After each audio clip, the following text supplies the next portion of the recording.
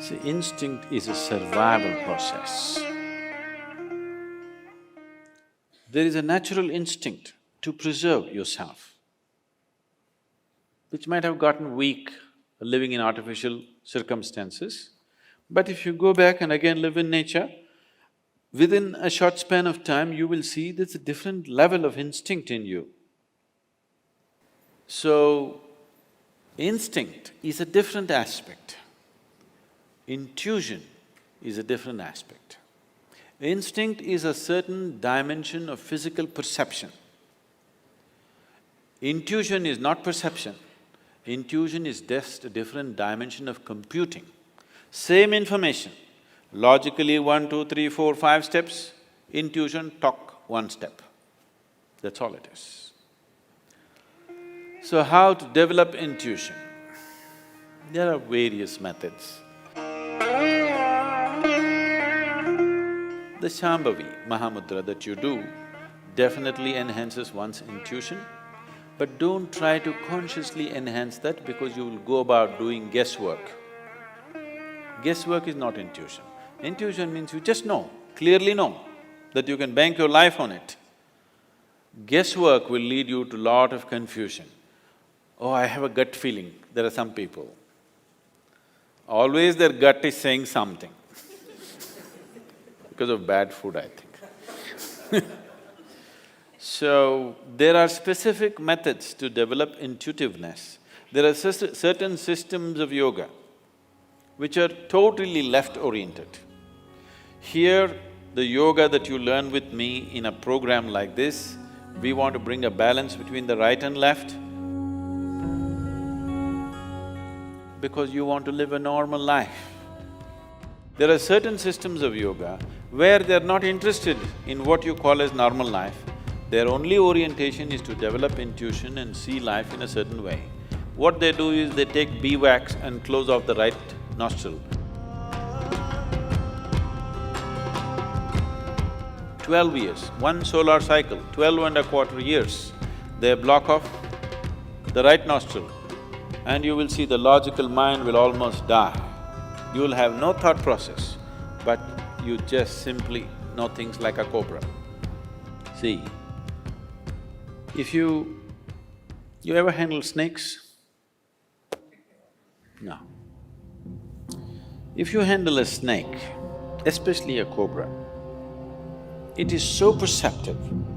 The reason why you see a cobra next to Shiva is because every yogi carried a snake at one time.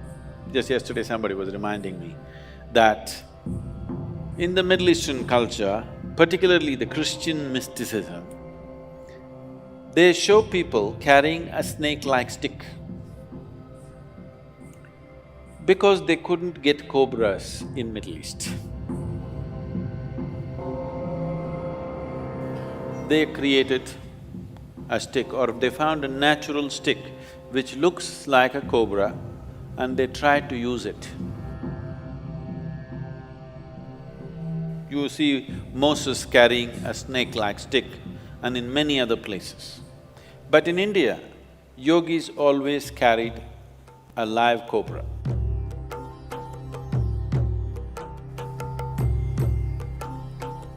Because its perception is phenomenal.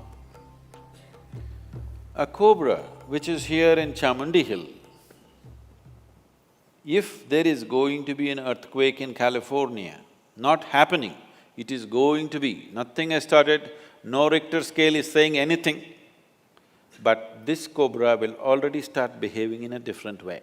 If you are keen enough, you will immediately know what's going to happen. He's so perceptive. The earth's intentions, he knows, not the happenings, intentions, he already knows.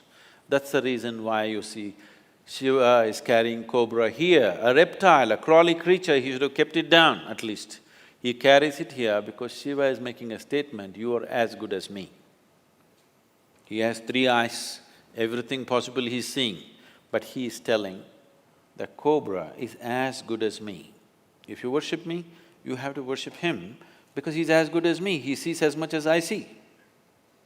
So that's why the cobra became very significant. If you see a yogi with a cobra, not me. There are other kinds who are freaky,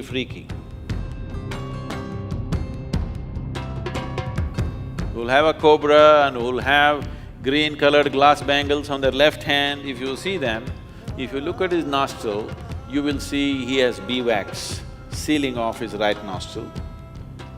If you see that he doesn't have a beeswax, that means he is past his 12.25 year solar cycle and he is worth being with. There are things about him that you cannot imagine.